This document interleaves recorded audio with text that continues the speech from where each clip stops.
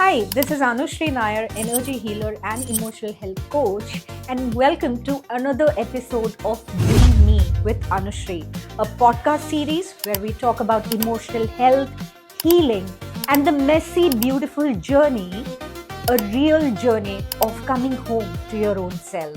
Here, we don't just discuss the feelings, but we show the courage to feel them because emotional health is not about something to be fixed, it's about feeling whole. Today, on my podcast, we have an Indian filmmaker, a creative director, a media entrepreneur whose storytelling not just entertains but awakens.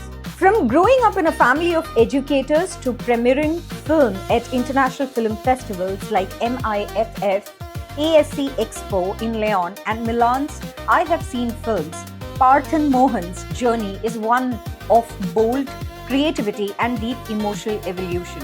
His debut feature, One, broke genre conventions and opened new doors for Malayalam cinema. But beyond the accolades lies a powerful personal story, a journey from self-realization to self-actualization. And this episode dives into the heart of that journey where emotions are not edited out but embraced frame by frame. Thank you and welcome to my podcast series, which is Being Me with Anushree. And here we speak about being your own self, the emotional journey, and the tools and techniques that you use to achieve that what you have achieved in life, which people use.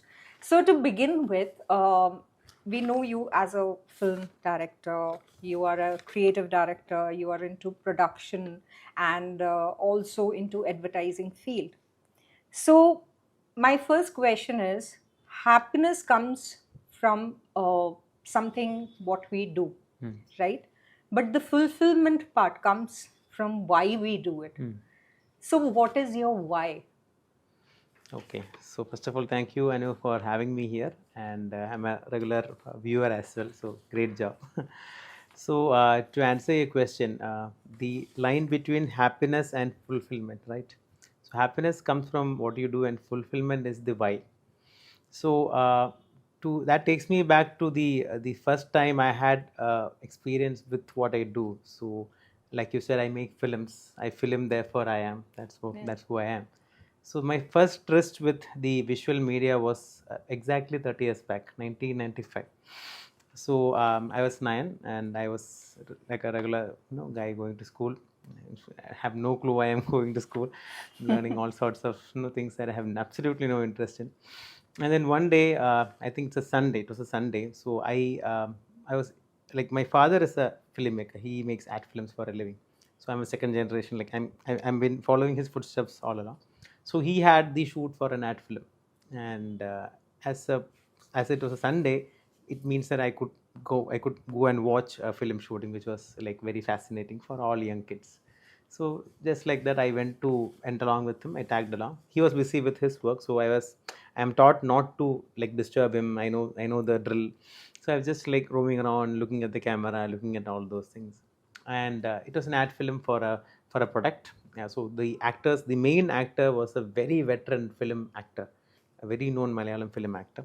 So he had like given some 3 to 4 hours for shoot. He came in like very busy. He had his team with him. So like done his makeup, got his costume done, and then he has to like fly to Chennai or some place in the next 3 to 4 hours. So it was a very hush hush, very busy kind of shoot. And there were two kids who were like to act with him in the ad, and one was a girl and one was a boy. So the boy was incidentally around my same age, my same size. So and I'm watching the shoot, and then the first shot is this man with this boy, and because the boy also identifies him as a popular actor, he started getting very jittery, and he's like making his lines wrong, all sorts of hangama, and like some 3 to 4 takes down, this actor gets irritated. He barks at my father, "What is this? Haven't you got a no got a proper actor with me? You're wasting my time. I have a flight to catch." He's getting all bossy, and this kind of like pushes the kid over there, and he starts crying. So finally, my father said, "See, let's not do this." And then he takes the other kid along, and his father is also very apologetic. And finally, my father says, "No problem. We will shoot this another day." And off goes this boy. And then he turns back and sees me. I'm like randomly standing there, and like you come. And then within a few minutes, I get into that boy's costume, and I go and sit in that shot with this actor. And there is this line in this film, like the famous Ben Parker said, "With great power comes great responsibility, Yes. but with no power comes no responsibility." That was kind of my take. So I didn't give two hoots to this actor. And I'm not an actor at any point. Okay. So when my father said, "This is the line you have to say," so this actor will say this, and you have to say, എന്ത് രസാന്നറിയോ. That's my dialogue. I still remember the dialogue. So I go there and sit with him. First take done. Okay. So first take act, and everybody in the crew is like clapping. I'm like, yeah, thanks. So I finished the shoot. Like I did 3 shots, and all my 3 shots first take. Okay, this actor is like, "This boy is a professional. He should act." He was very proud of me. And then off he goes. And then my father was like very relieved. He's like, "Okay, good job. Like thanks for saving the day." So that was my first twist. I was an actor. I was not a filmmaker. But then this whole thing of doing that, there was no why there, because I went there as a spectator. I had no clue or no plans in doing it. It was pure divine intervention, or whatever that like one person wants to call it. It was an act of God, act of divinity, act of power. So, but then I went along it. I did it because I liked doing it. There was nothing beyond the whole act of the happiness part. There was no fulfillment part. The happiness part was what made me do. The fulfillment was my father seeing happy. Okay. Because as a 9-year-old, Wow, that's a very interesting story. There's nothing more that I can take home. My happiness was the part that I could do something totally unplanned, something totally like 30 seconds of fame. Exactly. It was actually 30-second ad. So, but the fulfillment that my father could save his face or could save the day because of me, and that was like, okay, when my father finds it, good job. And that comes So very, it was. it was like, okay, yeah, so I kind of saved your day. So that was my take home from that experience. Okay, wow. So, did that the boy, what was that moment that boy was feeling within himself? Like how we talk about inner child and all of that. So, in today, as you're already have left, you have an impression in this industry. So, do you look back to that boy sometimes and, kind of resonate with how that boy felt in today's scenario, where if or when you are not able to achieve something or you find it tough?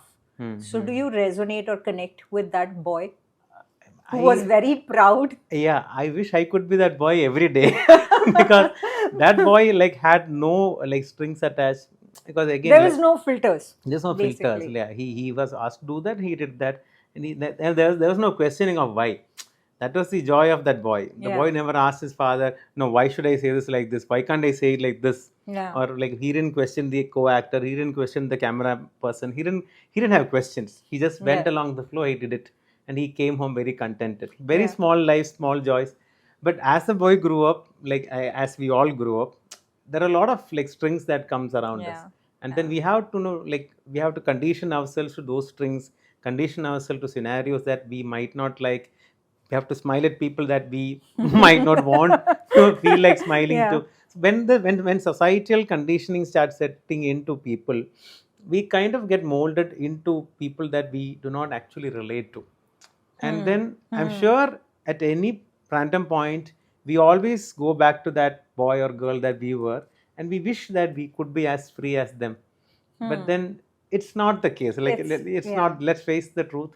We are all in this drama. Like life is called a natak. Like Yeah. we're in this natak together, and we have our parts to play. And it is and we know that very well, that we are not being ourselves there. We are not being true to ourselves. But it is the play that it is a play that we have to play up to. It is the role that we have to play. There is no second questions, or there are no second options to that. But when it comes to do I resonate to that kid? I could relate to that kid. I wish I could be that kid, but then I know that I can't be that kid. So because if I am that kid, I might not be making. I might be making few friends and a lot more of enemies. Okay. And also being in a place where I meet people, I network to no, I network to get more visibility. I have to network with people on a day-to-day basis. We all have to. So in that scenario, it is, there are only very few instances, or maybe very, or maybe no instances where we actually can be true. Even with our personal relationship, there are instances that we have to, like, we have to pretend, or we have to, Yeah. show that we care, or show that we actually are like this. So this, once, this is actually, this is part of growing up, or maybe this is part of adulting, various words that people use today. But then when we were small, I didn't think, we never heard of the word adulting. Like, we just randomly grew up. I don't think we are even adults right now. We are No. 10 or 15-year-olds with Yeah. adult bodies. Yeah, adult bodies, Yeah. correct. But nowadays, when I speak to younger kids, they are waiting to be adults. Yeah. Or the kind of things that they speak, or the kind of things that they relate to, it's very adult. It's very, they are actually young adults. We could relate that they are young adults. In their age, we were kids Hmm. who were not anywhere near their Yeah, kind of exposure, absolutely. or their kind Yeah, of thought yeah, process. yeah. So this happens. Maybe this is not the first time. Every generation sees this. When we were small, maybe our parents had felt the same. That when they were small, they were much more masu, much more innocent.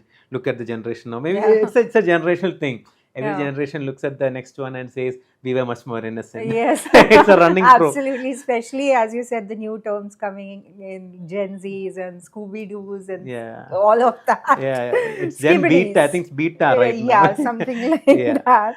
So, since we are talking about adulting, about growing up and inner child, so since you are into a particular field where you have to project in a good way that this is who I am, because film industry, how it is perceived, is also on the basis of energy, right? Like if you are happy go kind of a person, that means you kind of attract more opportunities, or Correct. it's a visibility game. Correct. So have you emotionally ever felt that you have to force yourself to man up?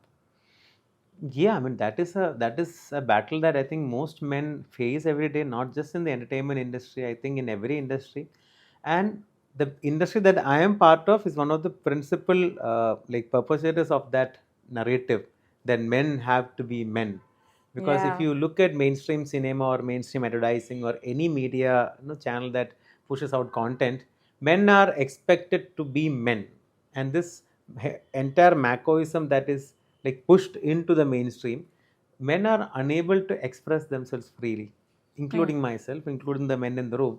I'm sure all men can relate to this, because if I feel like weeping and if I am shown weeping, it's immediately resonated as a weak person. Weak person. Yeah. Vis-a-vis, if it is my spouse or my sister, then it's okay that she cries because she's a girl.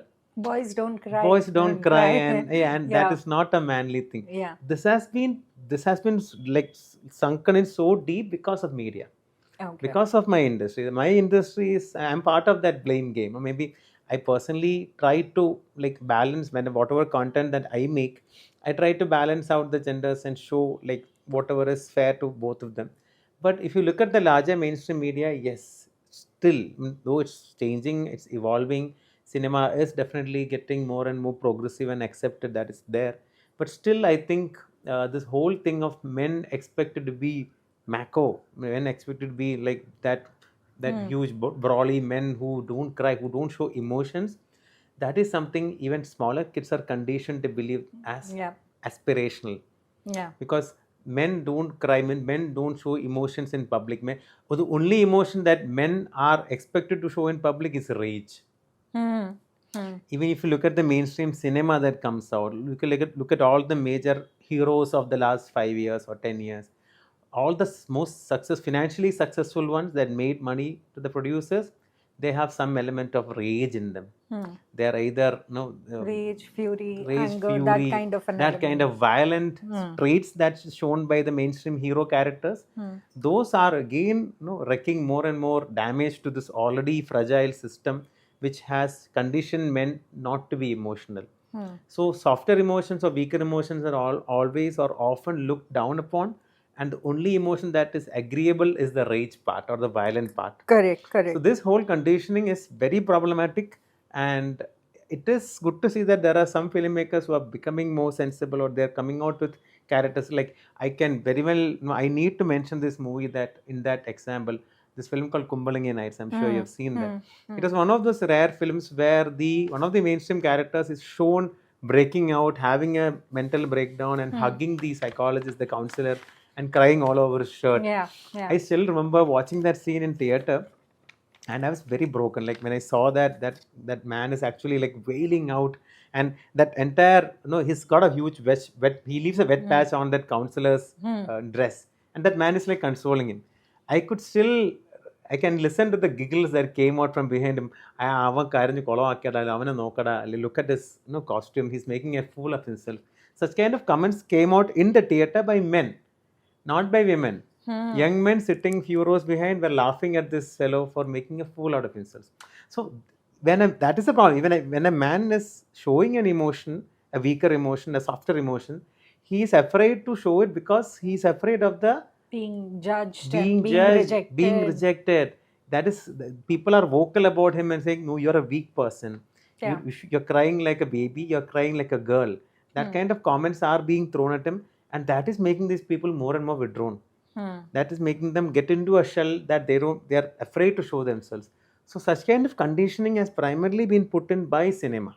Cinema is the culprit. Cinema is the villain in that game. So I wish that there are more content, more sensible filmmakers who come out and show that it's okay that men cry. Because that is an area where actually emotionally men are being victimized. So, wow, that's a very in-depth conversation. Like, I could completely imagine the vibe and all. So my question to you here is that, have you been in such a scenario where you have been vulnerable but you held yourself back? So many times.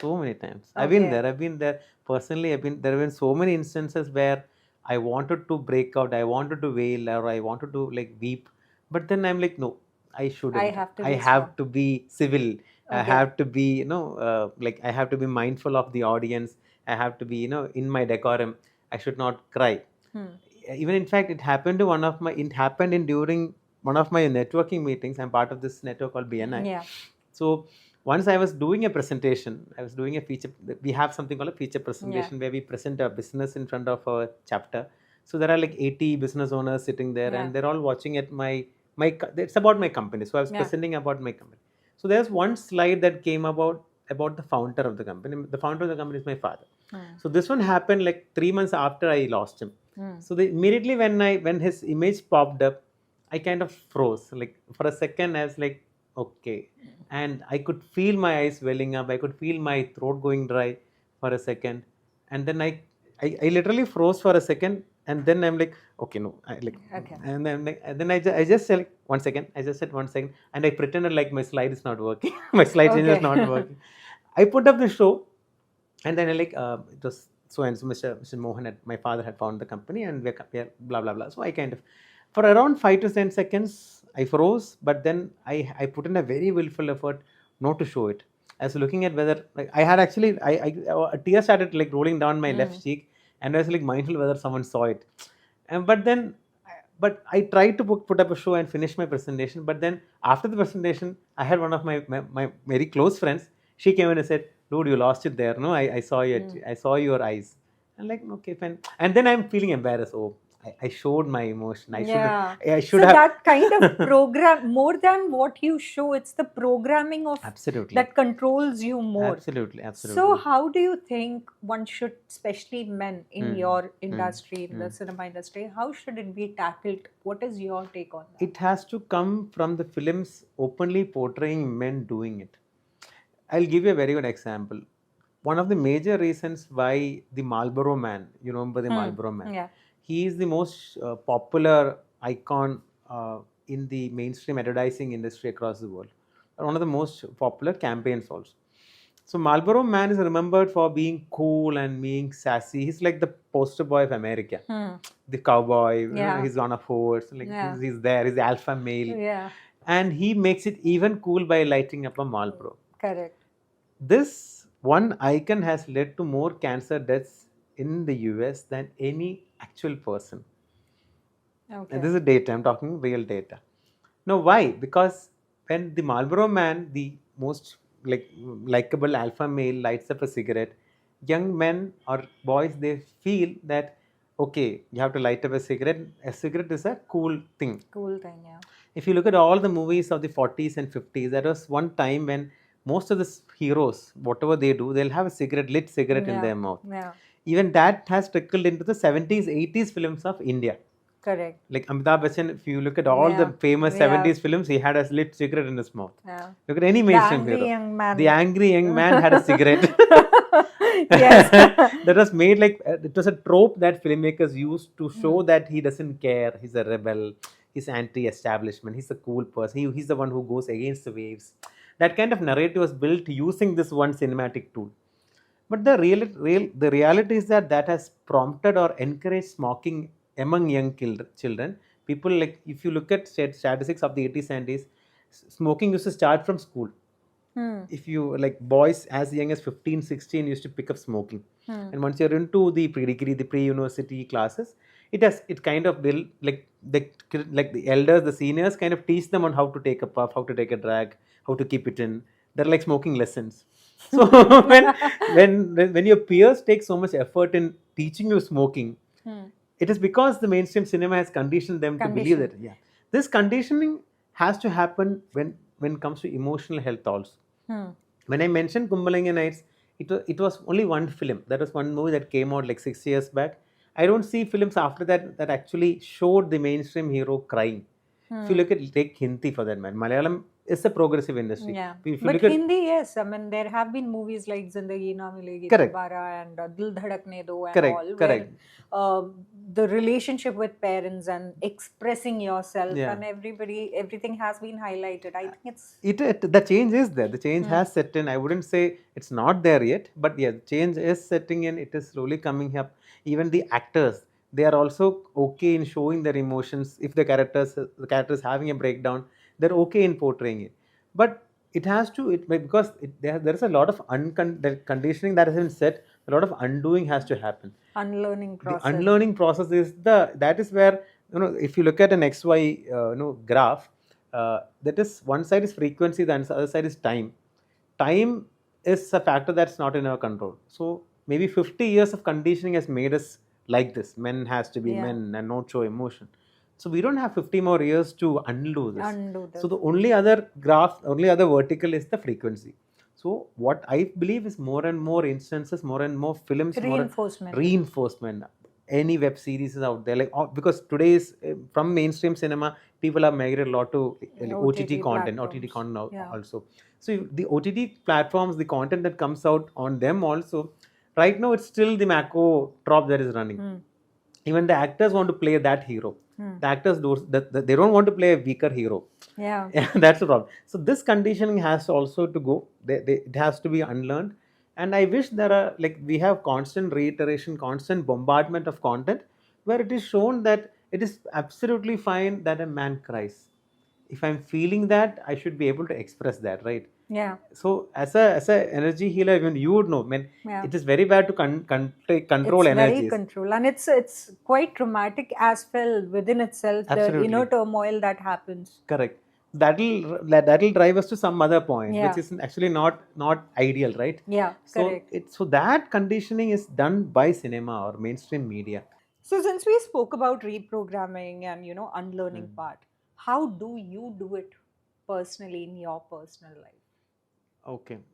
So personal life, maybe I think my spouse has a lot to contribute here, because she's one person who has conditioned me into who I am today. Like Wow. it's been 10 years, so that's what.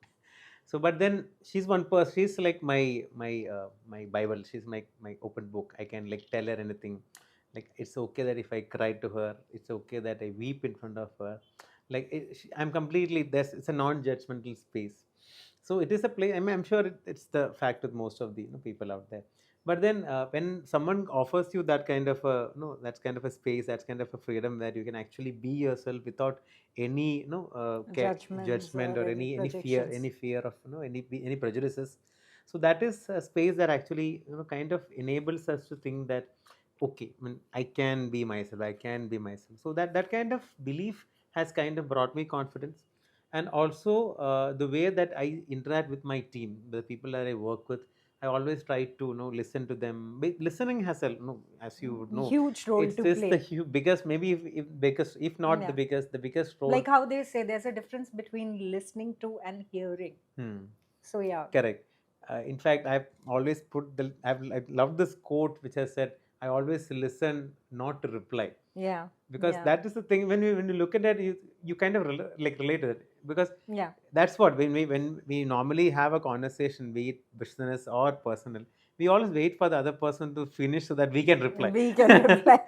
There are Yeah. very few instances where we actually just sit and listen to that person, Yeah. or any person for that matter. So this listening experience is like very very liberating.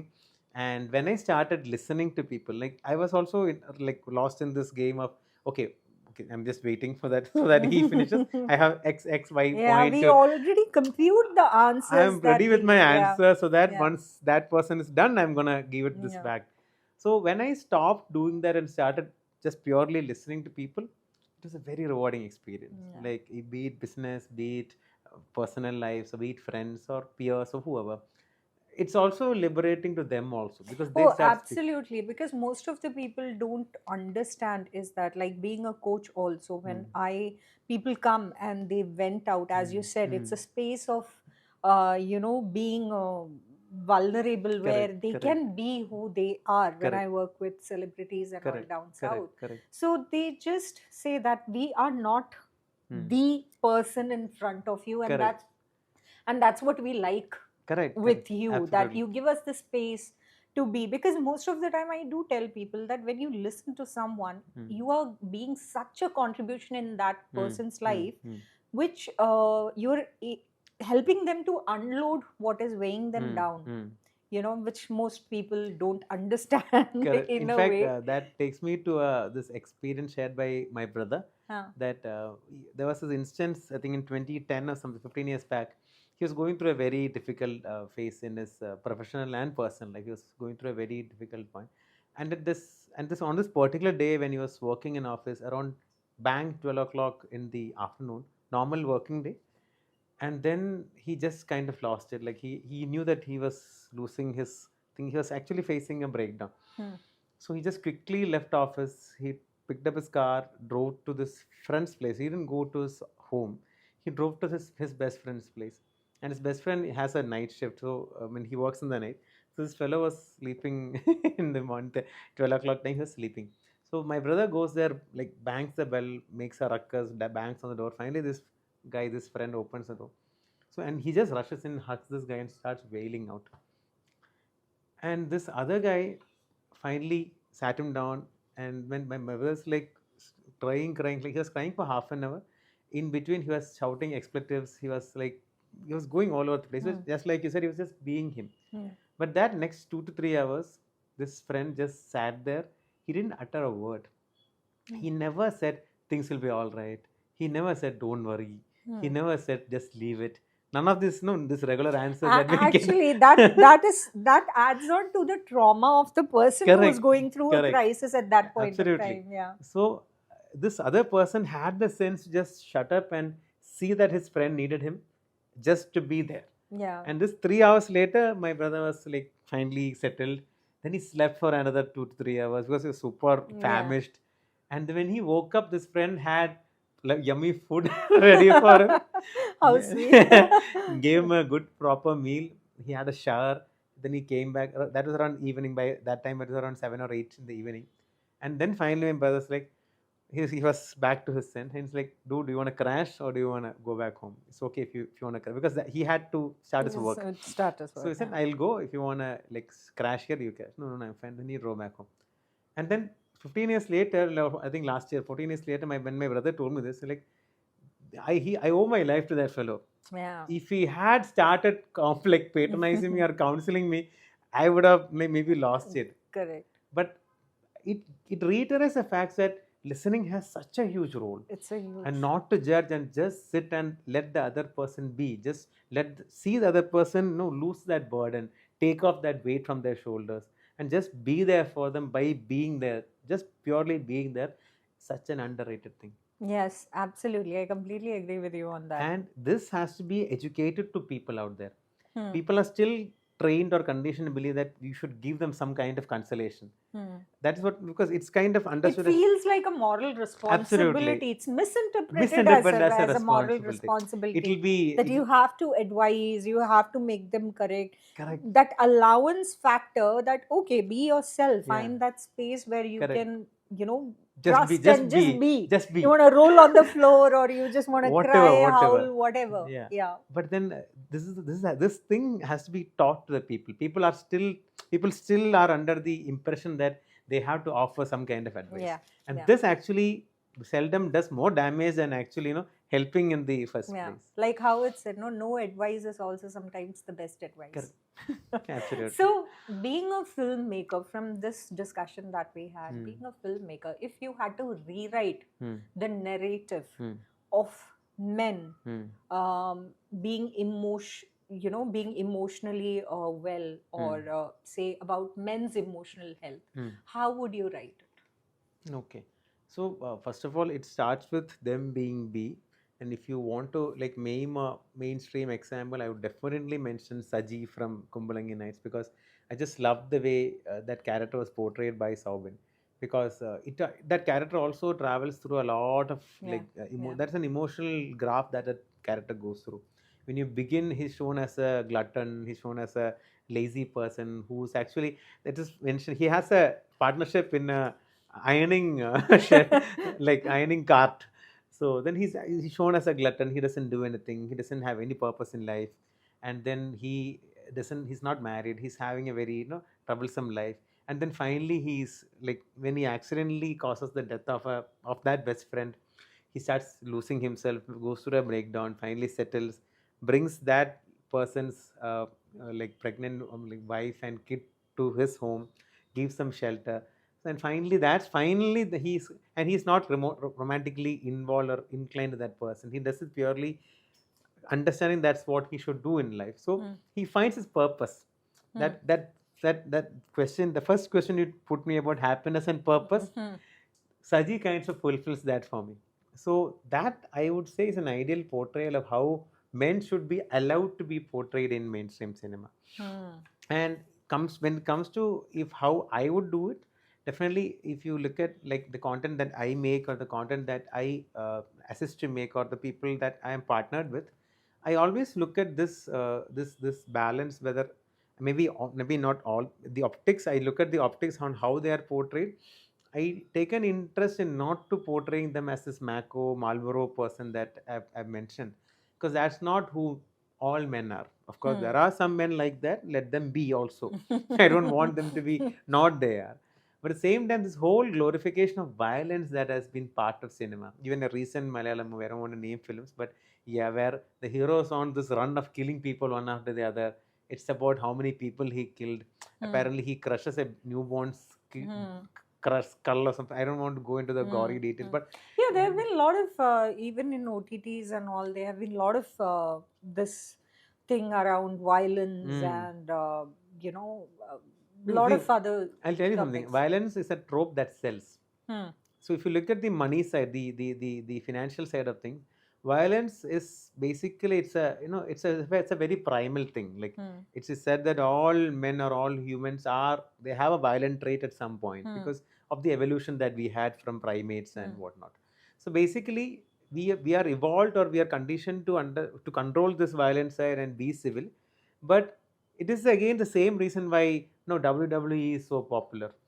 Or all your multi skin, I don't know, MME, all your multi, I forget the name, MMX or something. What is that called? MMA. What is that? It's called mixed martial arts, where two men are put into a cage. Oh my God! And then they are just made to fight. And they can use a mix of martial arts. So if he knows karate, so if he knows karate and kung fu and kalari, then he can try all the three on the other guy. And is this a kind of a competition? It's a competition. Oh, okay. And people go and watch it? People throng and watch it. Okay, sorry, I'm not less advanced in that term. But if you look at the history of that, it goes back to the gladiators. Gladiators, yeah. Because from then time onwards, people love people being killed. People love this whole idea of watching violence. Okay. So that is the same reason why violent films still make a lot of money. because Okay. they are like feeding into this carnal instinct, this primal instinct of watching violence. It gives them some kind of A high, kind of a kick. kind of a Yeah. kick. Okay. But the problem is that this in turn is feeding into this whole trope of men being men and men being more strong, men being more violent. Yeah. Okay. So this whole trope is being reiterated and conditioned by the presence and abundance of such violent films. So maybe cut on the violent part. Let the children, let the young viewers who come up, let them understand that those are not the right or the only kind of cinema. Let them also watch the movies where you talk about tender emotions and friendship and love and all those sorts of things that actually adds to your value system, so that they grow up to become like balanced individuals who can like see them or see a content for what it is, and then take the good part out of it and also say no to the other content. Wow. Cool. That's a very strong choice that needs to be Absolutely. taken. Okay. So, as we say, mind is the master key Mm, to bondage mm, or to freedom. mm. What is it for you I as mean, a person? as a person, yeah, I mean, I think my mind can be whatever that I wish it to be, and even things that I don't wish it to be, because it, of course, it is the most powerful thing in the world. Like there's nothing more powerful than free will, Yeah. and free will comes from one's mind. So if you to answer that question, definitely the mind holds answers to all the questions in the world. All the questions that you're asking me are to my, if you ask that to my mind, to my ego, this podcast would be over in a minute. But then because my self is also here, Yeah. and that self is conditioned to filter things and take those answers to my head and those other answers to my heart, I am giving you this 1 hour podcast. Yeah. If the mind is to answer everything, it'll maybe it's the easiest, most convenient thing in the world that the mind is not allowed to also, Correct. because as humans we are not capable of harnessing the power of the mind. We are Hmm. not there yet. We are still very nascent in that sense. Yeah, absolutely. Yeah, because Like how they say, no, there's this there's a very famous one of the movie which I personally love also, Lucy.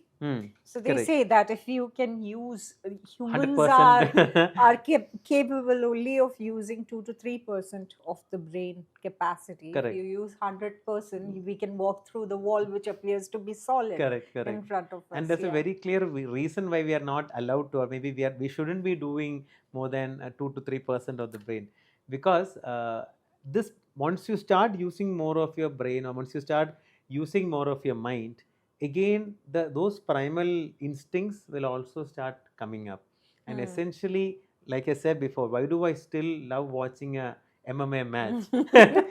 Because You do? I do not watch MMA, but then there was a kid in me who used to love Love. WWE. Okay. Okay. Till a point, I figured out that they're actually actors doing Hmm.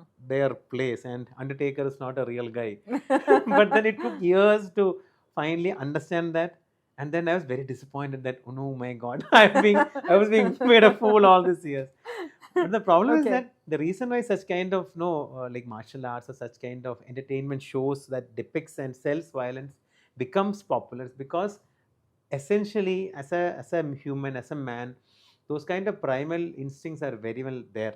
Hmm. And given a chance, men become violent and men become very sadistic. Hmm. Men become very cruel. Hmm. And there was also this very famous Nazi experiment you have heard, Hmm. where like there was two sets of prisoners, and one set of prisoners were the wardens, the other set were the inmates.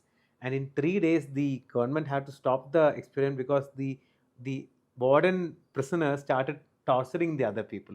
Hmm. Because Hmm. when they felt they had power, Hmm. they started misusing the power. Hmm. So that is again, these are all indicative of these primal instincts that we should be conditioned and taught to control. Hmm. So one, of course, the mind is definitely that's one, like you said, it is the master key. It is the key that unlocks all our answers. But it comes with a lot of ifs and buts. And it comes with a lot of self control that has to be taught, which in way has to come through meditation or yoga or healing or whatever be the tool. I believe the tools are very important before Yeah. we get to that point. Yeah. Yeah. Because unless and until I am mastering a particular tool, I will be unlocking chambers that shouldn't be unlocked.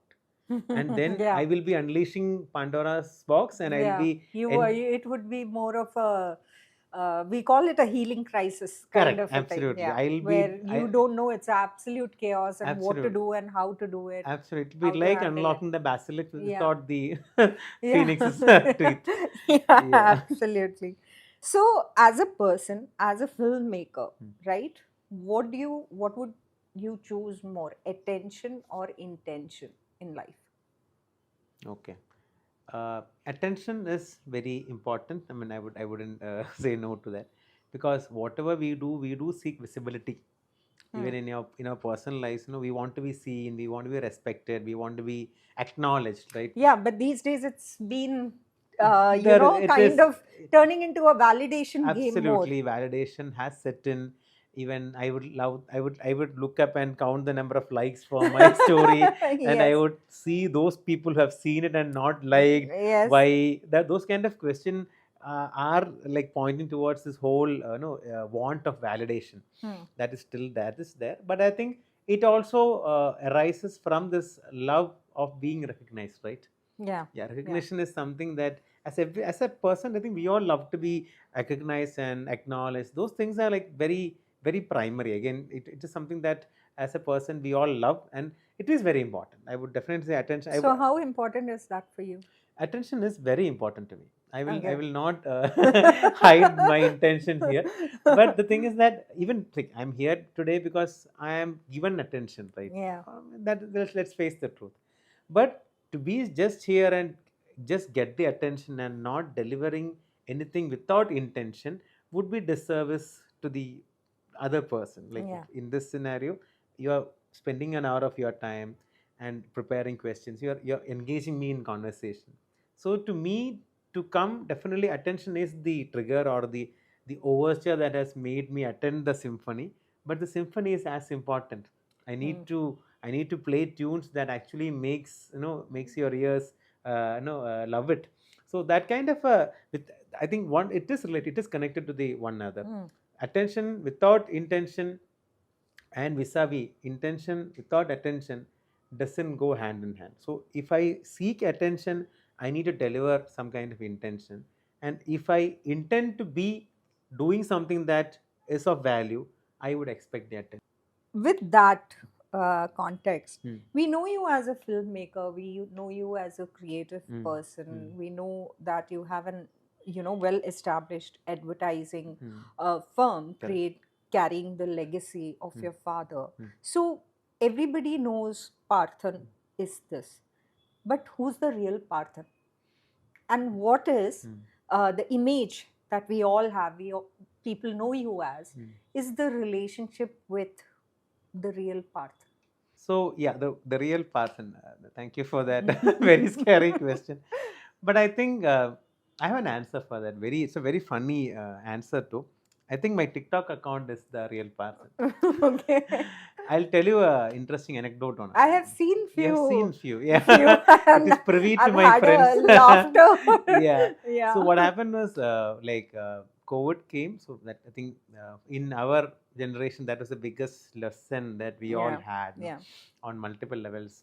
Things that showed that the world is not what you think it is, and things could change in a Yeah. second. Yeah. And whatever plans that you have, all the big dreams and all the big visions that you have for 10 years later, it's all actually it doesn't actually make sense, and it's all about living today and being in this moment, Being present. being present and making the most of it.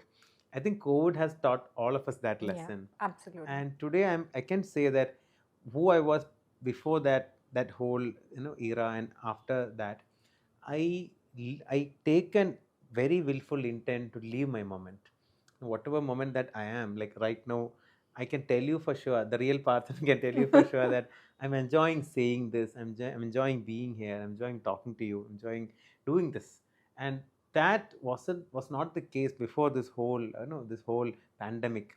So what happened during the pandemic is, I think the quarter, the six, maybe 2 quarters before the pandemic, I think the lockdown happened in the 2020 March. Much. So from October to March 2019, October say 2020 March tak was the best 6 months of my business. I Okay. had closed 3 new accounts, including a major jewelry brand. I had in the 6 months I had done more commercials than the entire last 2 years. Okay. So I was doing very well, and I was awarded a huge contract. A national brand had approached, and I had sent the proposal. They agreed to it. I was about to send the concept note, the creative part, when the lockdown had hit, and then 2 months nothing. I keep contacting this brand, and finally they mailed back saying we have no marketing plans for the next 1 year. So there goes my big national brand, and so many, and all my existing clients are also finding it difficult to do any kind of marketing, and because that was not the priority that prior to Priority. that Yeah. time. So my business that was thriving and this legacy business came to a standstill, and I had zero revenue. Luckily, like we were doing well in the savings part, so like I could take care of my team. Like we could, the company was zero debt by that time for some fortune. Like we were quite disciplined financially, so we did not have such kind of issues. But there was no business. Leave new or old, there was no business. And incidentally, few days before lockdown, I had taken my wife and my kid, my son, to her native place, and I came back to finish off some work without realizing this lockdown is going to come. So what happened was that I was stuck home, and my family was in my wife's place. So the entire 2 months, I had nothing to do. So I kept calling my clients and I tried for business in the first few weeks, but then nothing happened. So finally, I came to this realization that I have to just leave every day and do whatever that brings joy. And people were invested in Dalgona coffee and all those kind of trends were Yeah. picking Yeah. up. So since I did not know how to cook, I learned cooking during Okay. that is another Okay. life skill. So was it kind of a phase where you met your own self? It was that is I was getting that, and I started doing so many things that I deemed was not important. Like I always had food on my table. Hmm. So my mother or my wife or my maid chechi ensured that we had food on the table. So, but when none of these people were there, I was forced to make my own food. There was no Swiggy coming to me at the tap of a finger. Yeah. There was no services at my doorstep. There was no urban company to give me a haircut. So everything that we knew as normal just ceased to exist. Yeah. And we had to devise or learn new skills and new things. It was a whole new reinventing cafes, which actually kind of unlocked a lot of new trades. And that's when finally I landed on TikTok. And I connected with this friend of mine, again sitting in the same space. And every day we used to do at least one video where we used to mimic the lines of Yeah. popular film dialogues. It was a pastime, and I used to enjoy doing that. And today, on my way here, like Google has this memories thing. Yes, It it keeps pops up. pops Yeah. up random stuff that we don't want to remember. But then today I was on my way up here. Google pops up this video of me doing a TikTok thing way back in 2020. And it brought a smile to my face. Like, okay, look at me, so carefree, without giving any care of being judged. Being And I judged. was like mimicking all sorts of funny dialogues, making faces. So what I did was I just shared it to my status. Like right now, my phone, if you pick up my number, my WhatsApp status right now is one of those Okay. videos. Okay. And immediately before we started this conversation, one of my friends from BNI, they replied saying, "Never knew you were doing all those kinds of stuff," and they were like appreciating, like you act very well, and they were like very praising. They were kind of happy seeing that, and I felt happy because that was just me being me Yeah. in my room in front of my mobile phone without giving any care of the world, and I'm being appreciated for that. And it kind of brought a smile to my face, like okay, that is me not acting in a film. Yeah. That is not my clip from one of my ad films. That was just me doing a silly TikTok video. Being yourself. Being myself without any care of the world, without any touch with the world. Me in the COVID lockdown, inside my home, nobody to talk to, just myself and my mobile device, and some random hobby that I picked up. And once the offices opened, I left TikTok. And then TikTok got banned itself. Banned. So TikTok is a phase that I was part, just those 60 days. Before that I didn't care about TikTok. And after that also I never revisited TikTok. But TikTok is a reminder that I can be myself Be without my- any worry of being judged. And I think that TikTok me is the real me. Wow, that's a very how do I say it? Usually, sometimes we say that few things add meaning to our life, Mm-hmm. but TikTok? it's it's quite Quite an ad for interesting. TikTok, right? Yeah, quite an ad that how much it contributed. Well, jokes apart, Mm. but it did bring at that point of time the vulnerable side out, where you are Absolutely. just carefree and because Correct. I was alone. Because being alone made me felt maybe safe at some point that yeah. I'm not being watched. But I was doing the contrary. I was doing a video and putting it up on social media. Social But media. this whole loneliness that I had, I didn't have anybody to talk to. I was just sitting in my room. This whole thing kind of made me realize that I have to do something to get that attention. No, Hmm. you were talking about Hmm. attention, intention. That attention kind of drove me into doing this. But I did not care of being judged. I did not care of being, oh, okay, I'm a respected business person. I'm part of this community. People see me as some big Hmm. funda, and I shouldn't be doing all this stuff. But I think that whole TikTok phase kind of unlocked that thing of that fear of being judged. Wow. So Okay. today I can pick up a mic and sing. In fact, during my BNA meetings, I am regularly that member who sings for my 30 seconds. Okay. I Wow. regularly sing for my 30 seconds Yeah. because not because I'm a singer. I haven't learned music. I haven't gone to music school. I don't know swaras from ragas. I have no basic training. But today I love singing, and whenever I get a mic, I try to sing. And I Okay. do not care about being judged. I might hit a velli, I might hit a apaswara, but it's okay. It's human, no? And that's Yeah. part of me. I'm not a singer, so do not expect me to sing like Yeshudas because I'm not Yeshudas. But the thing that it is okay that you are not Yeshudas and Yeah. still sing. Still, you can put in that I effort can and just be be myself. yourself. Yeah. That whole sense of that's whole sense of freedom. Yeah. I think that is something that maybe this whole COVID has taught me. Awesome. So, do you do or practice anything? Like how do you balance yourself? So, do you have something like your me time where Mm. you kind of be with your own self, like Mm. how you shared with this, Mm. how you shared about this entire episode, about COVID Mm. and Mm. TikTok. Mm. But in daily life, where Mm. you Mm. have to tackle Correct. challenges Correct. on a daily Yeah. basis, how do you handle that? How do you manage yourself emotionally? Do you have a me time? Do you read, write? I mean, Yeah. anything. Okay. I do not read as in I used to be an avid reader. Whatever that I am today is because of all that I read 20 years back. I think immediately after my 10th board exams is when I started picking up reading for the on a serious note, because my father was a research scholar and a teacher, so he had a huge library of like literary works from Malayalam and English. So after my 10th board, the whole 3 to 4 months till we get into the 11th, that was every day I used to read a book, Hmm. or at least a few pages of a bigger book every day. So that whole 2 months, 2.5 months, I was reading, nothing else. I did not play computer games. I did not go and watch. I watched films, but then other than that, it was my reading, no, my period, my reading zone. So then during college, I think up till my film school, I used to read.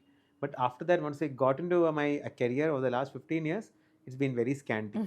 That's something that I want to pick up. Even when I meet my friend Anup, who runs a bookstore, I tell him that I wish I could pick up reading again, but then I find it so difficult in my schedule, and it should not be the case. I should be reading, but unfortunately, I do not. But regarding this question of having a me time, I do not have a me time as such because having the responsibility at work and then coming back to my family. So it is, I try to strike a balance. Like what I do is once I get into home from 7 p.m., I do not answer work calls, or I do not attend Zoom meetings. There have been instances where either my BNA chapter or my one of my clients who are in like other countries, they'll ask, Parthan, can you come on a small call 9 to 9:15? I say I can, but I will not. Like I'm really sorry, but I will not. I can, but then I don't want to do that. So maybe the first couple of times they might have felt bad, Hmm. definitely. But then But then it's they get okay. used They to it. understand. They have to understand, Yeah. even because I don't do the same back to them. It's not fair to them that I rob them of their me time, their family time. So my me time has kind of like transcended into my family time, but I'm very happy about the family time. The only me time I get maybe is when I am an early riser, so I wake up, well, not very early, like 6ish. It's my my wake up time. So this 6 to 7, like my 7 is when my or rather when it's my school run with my kid. Once I put him into his bus and I come back, maybe the next half an hour is like a me time. But I spend that time to read my newspaper. I read my paper still. I still am a very newspaper person, so I still read. And I'll be doing one or the other activities, which I don't think qualifies as a me time. But to answer the second question of how do I manage this whole thing of like detaching from the moment, what I do is that I have or I'm constantly in the process of learning not to react and only respond. Hmm.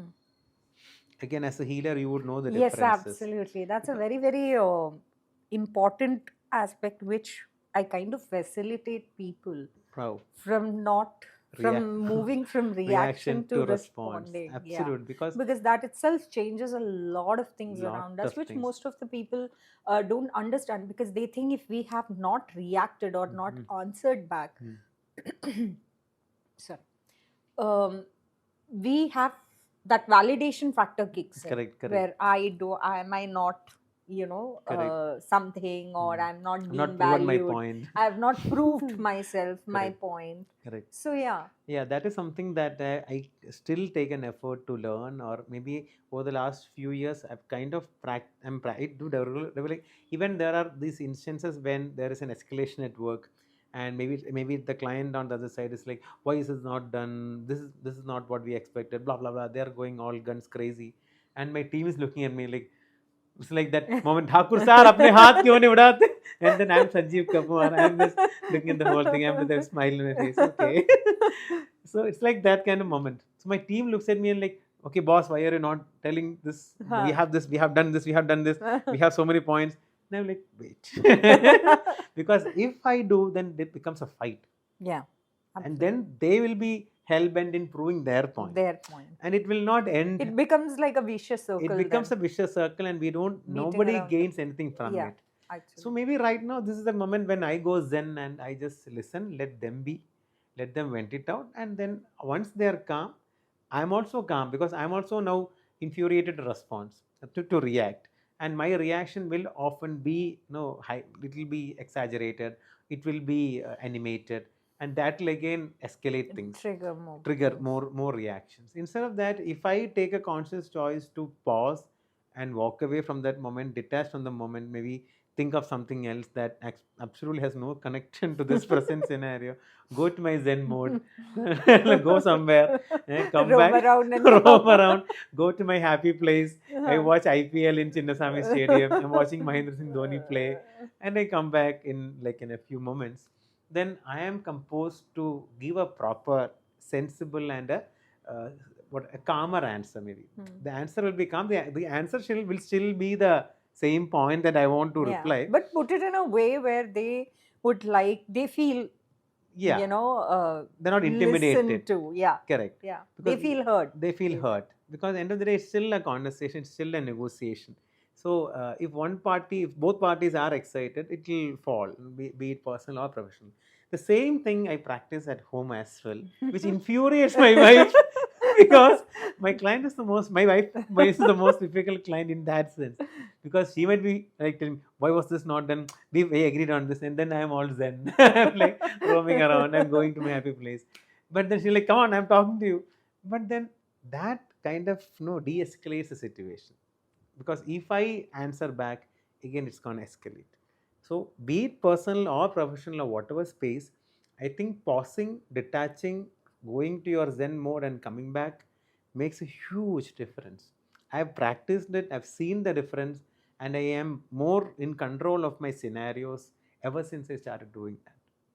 Wow, that's a interesting way to look at things. And I really love the fact about roaming around, Yeah. which I'm sure it's going to be a huge contribution. Yeah. So, last question is, if you had to kind of looking at your journey and looking at the things that you have achieved Mm, and all, uh, what are those things which helps you to maintain the essence of mm, you mm, that you like? Maybe might be the smallest thing of mm, like something that's very quick which you say yes to mm. because you don't give a thought Okay. about like doing things, Mm, which helps you to be your own self. mm. I think I started this conversation with this quote. I don't know if you remember. I said, I film, therefore I am. Yeah. So I think that is one thing which I've identified as my true calling. Uh, I film. That's what who I am. Like if you ask me who's the real Parthan, Mm. I would say it's Parthan, the filmmaker. It could be advertising films that I mostly do for my clients. It could be corporate films that I do for my businesses or for my clients and vendors, or it could be the mainstream cinema that I yearn to make, which I've only made one or two, but then that is actually a calling that that is there, that is in my things to do. My to do list is Mm. not complete Mm. without doing that. But again, having said that, uh, till a few years back or maybe a year back, it used to bite and eat at my conscience that I'm not making a film. Mm. As in, this whole thing that I should not be doing this. I have larger plans. I have bigger things to Bigger do, picture to bigger paint. picture to paint. I have to do that. This I have to do that. This whole thing of it also springs from jealousy. I'll be honest. Looking at young filmmakers making their debut, younger to me, they're So is that because of a comparison state, or because of you recognizing and you are aware the capacity that you have to it create? is of the second one. I am very well aware of my capacities, Capacity to create. and when I see that someone else of a similar capacity but maybe much younger or in a different space that I am is actually able to do that and I am not, it brings a mixture of emotions of sadness, jealousy, and that want of doing that. It used to affect me. It used to affect me personally, but today I can very confidently say that on camera, on live to you, to the world, that it doesn't affect me anymore. Okay. Wow. Because that word I should touch. This is Mm. the actual word, right? Yeah. Touch word. I'm very successfully able to feel content. Wow.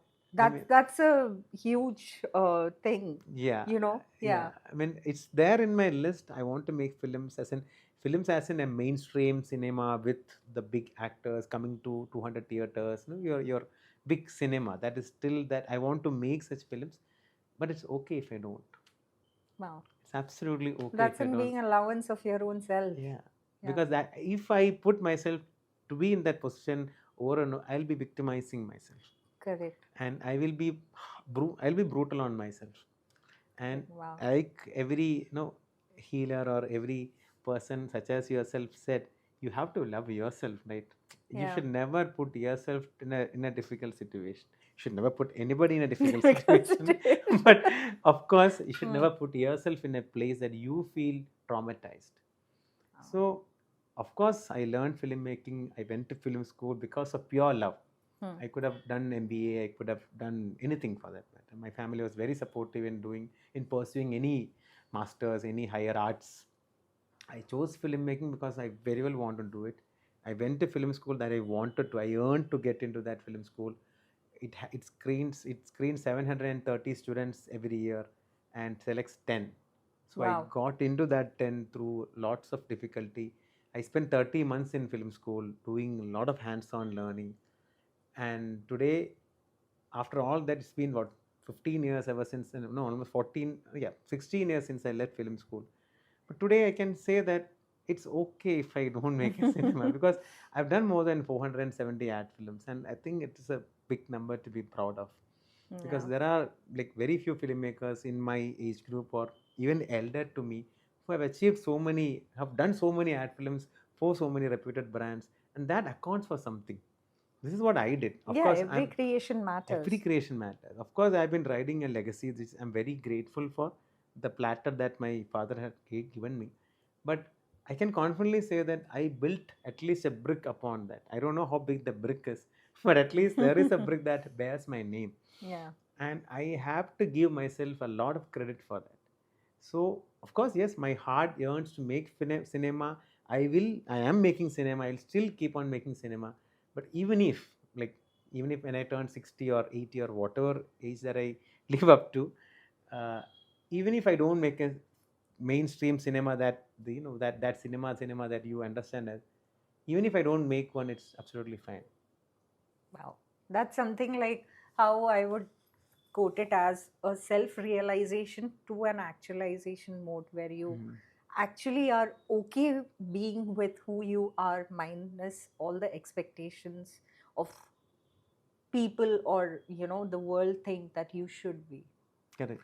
So, from today's wonderful discussion, one takeaway that I think we all have is that creativity is not just about what we do, it's more about what we feel, how we transform, and how we dare to express. So, from classroom to cinema hall, from fear to freedom, Parthan's journey is a testament of how to embrace our own power, our powerful choice, and our capacity to create. So, if you really resonated with this episode, and if you think you have that capacity to create by making a powerful choice, please do put in your comment in the comment box and do let us know.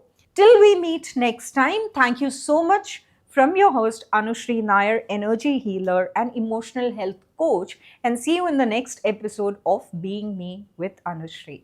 Thank you.